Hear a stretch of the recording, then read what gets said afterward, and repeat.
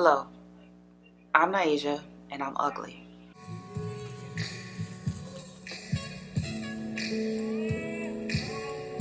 Hey, welcome to the Naija and Cliff Mega Channel, guys.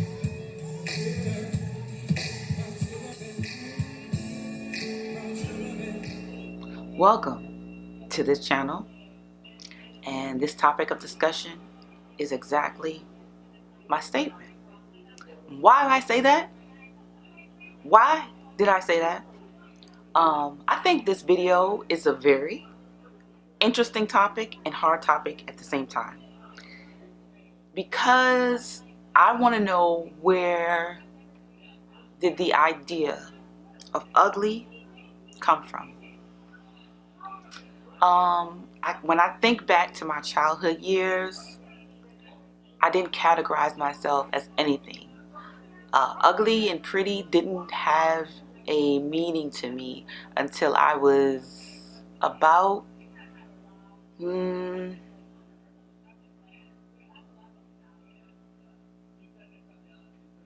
maybe fourth grade. And I know that's a little late, but I don't think I've just paid it any attention of what it was. Or I might have. It might have been subconsciously. People, places, and things around me might have been injecting these theories of what ugly and pretty is, but I just didn't pay it no mind until fourth grade.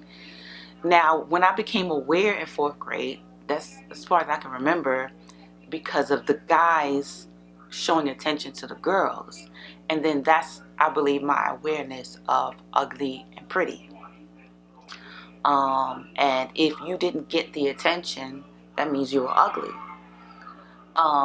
But in fourth grade, it was just like a thing like, well, oh well, like, I'm not going to have a boyfriend in fourth grade. It's okay. I'm still young.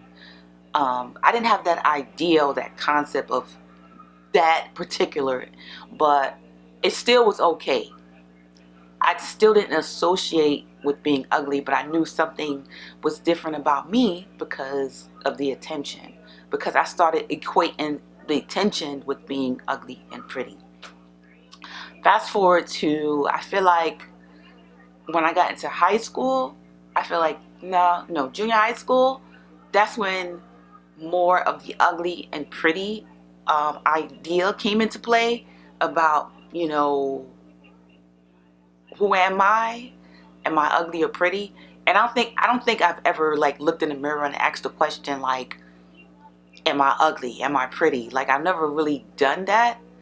In my head, yes, there's been thoughts, but um, I'm trying to remember if I can look back in the mirror, look back into thinking of the day that I looked in the mirror and said I'm ugly.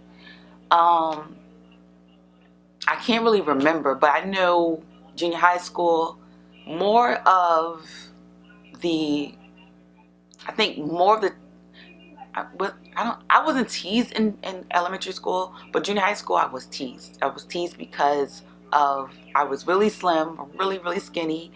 I didn't have long hair. I was quiet. Um, I had big eyes, and yeah, that's mostly the three things: my eyes, my skinny, and I had short hair.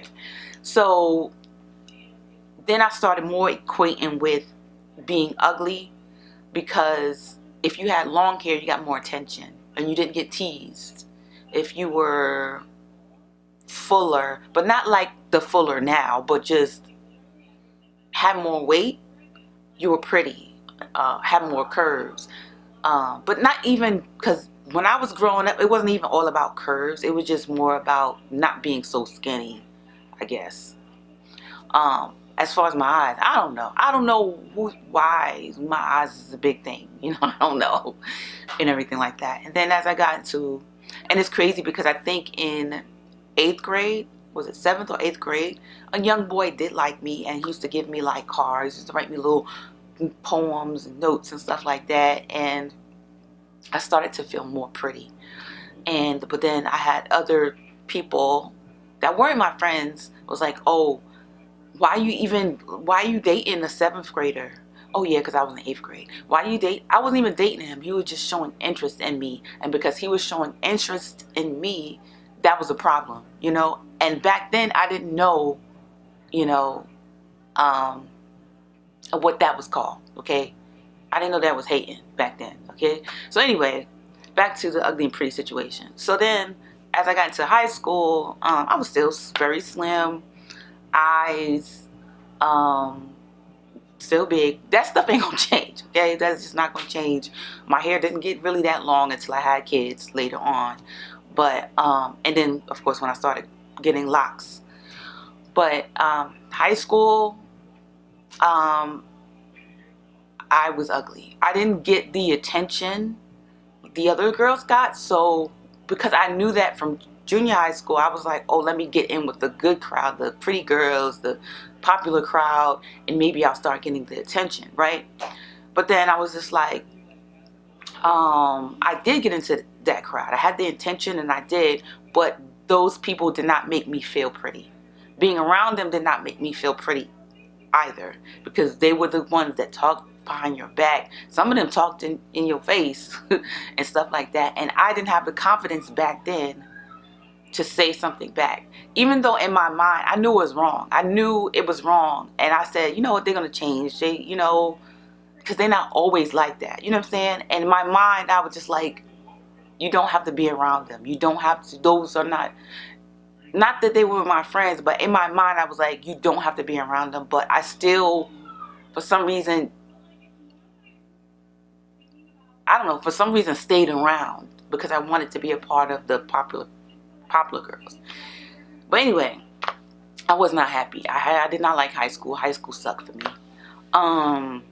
And it didn't help with my home situation. That's just another story. So I feel like all these rejections of me, and me not loving on myself, not knowing how to love myself,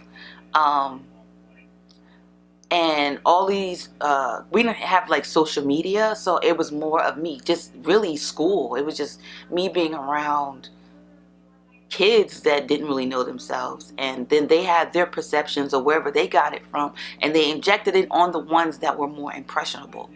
And why I was more impressionable, I'm not sure exactly why I was more impressionable. I really didn't have, like, I didn't talk to my mom about like different things of beauty and stuff like that, and she didn't ever say I was beautiful.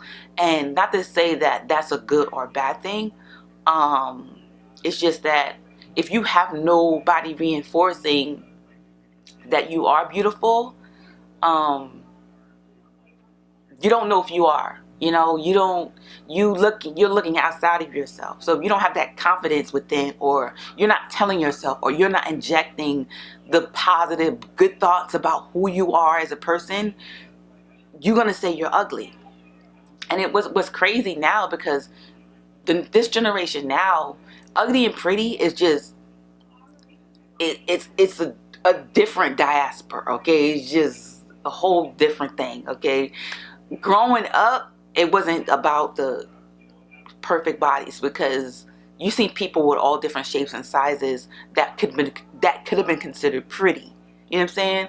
But you know, now you have to have a certain shape, a certain look to be pretty, and then the pretty associates with views and likes and money and da da da da da. But anyway, when I was growing up, so what made me want to talk about this subject, because I think it's very important that, like, where you ask yourself, where did your what is the word? Ideology, your study of the idea that you being ugly, where did it come from, right? And for me, I think I looked at it, well, I just went to Mexico recently, and I was in the sun like every day for like a week, and I got darker, which is another thing, right, that made me feel ugly. I got darker, and I looked in the mirror, and I was like, oh my gosh, I'm even more ugly. And then I was like, wait a minute, why do I think I'm more ugly because I'm darker? And I'm like, that doesn't even make any sense. You know what I'm saying? Like, So I think there's some parts of me, like in my upbringing, that made me feel like I associated darker skin with ugly. And I'm like, dang, where did that come from? Then that had to come from maybe TV programming, people uh, uh, reiterating that the darker you are, the more ugly you are. Um, and I didn't know that growing up. Like, I didn't know that I was so impressionable. I didn't know that that I was that to keep believing that, even like if you're not really even paying attention, but you really are subconsciously feeding your brain that you when you become more aware, you be like, oh, where did I get this concept of me being ugly?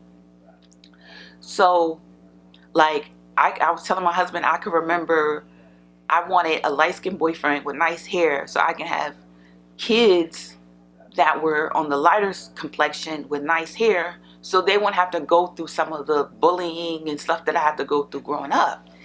And I was just like, dang, but where did I get that from? Why did I associate that with that? I mean, I know now because of what I went through, I knew that, but the fact of the matter is I believe that darker is ugly. And it's like, that means I kind of, in a way, hated myself.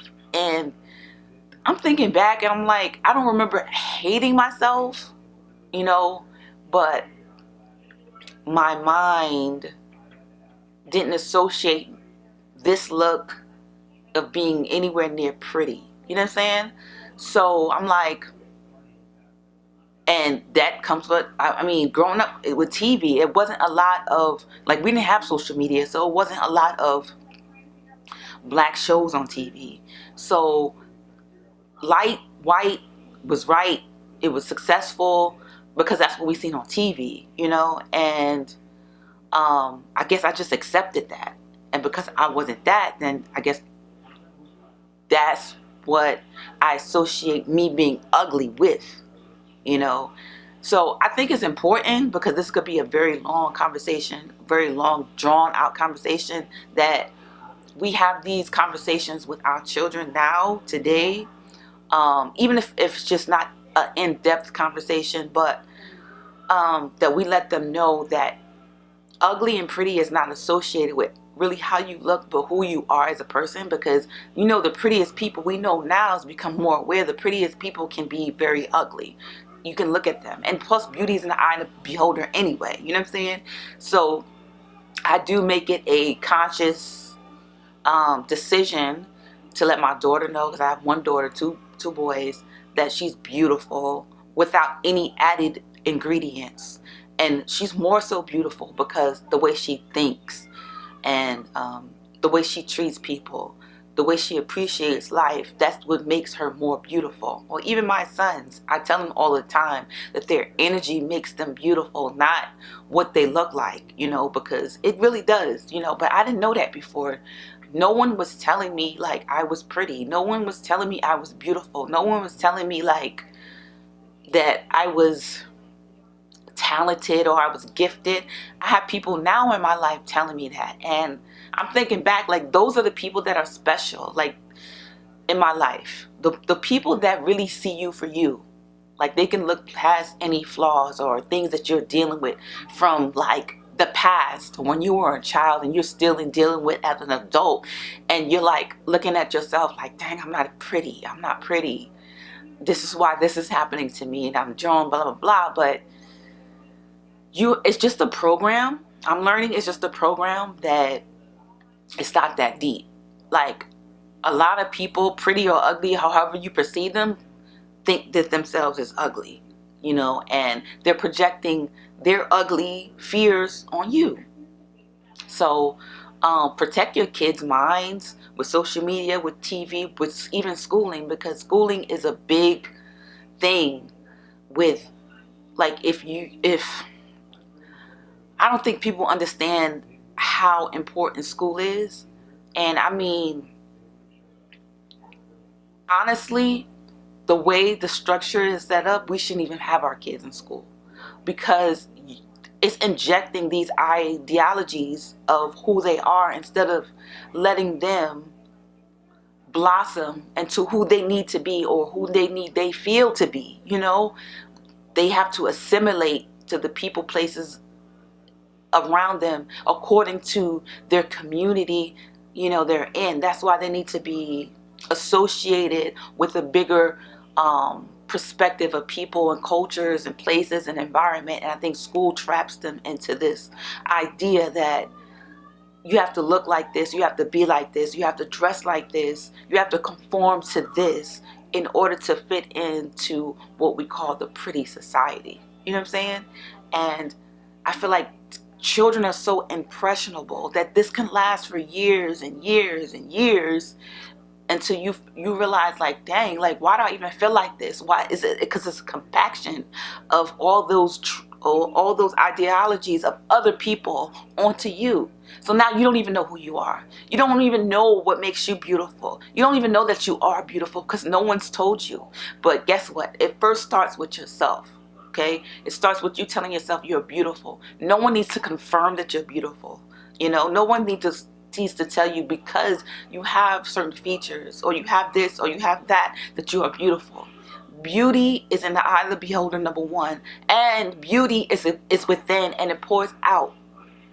It comes in, it's within and it comes without. You know what I'm saying? So I think that protect your children when it comes to images, and that I feel some are stronger than others and they can hold this concept of themselves and they can cultivate this concept of their beauty and what makes them special, but some can't, and a lot can't.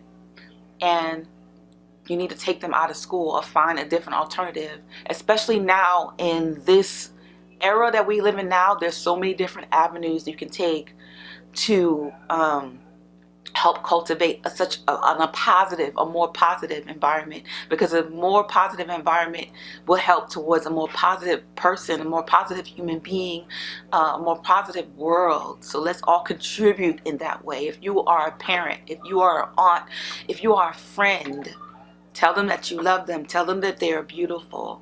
Like, inject these beautiful things to take out all of those past traumas of them being ugly. But anyway, dang, my this went off too. Oh, because the whole thing came out, right? Okay.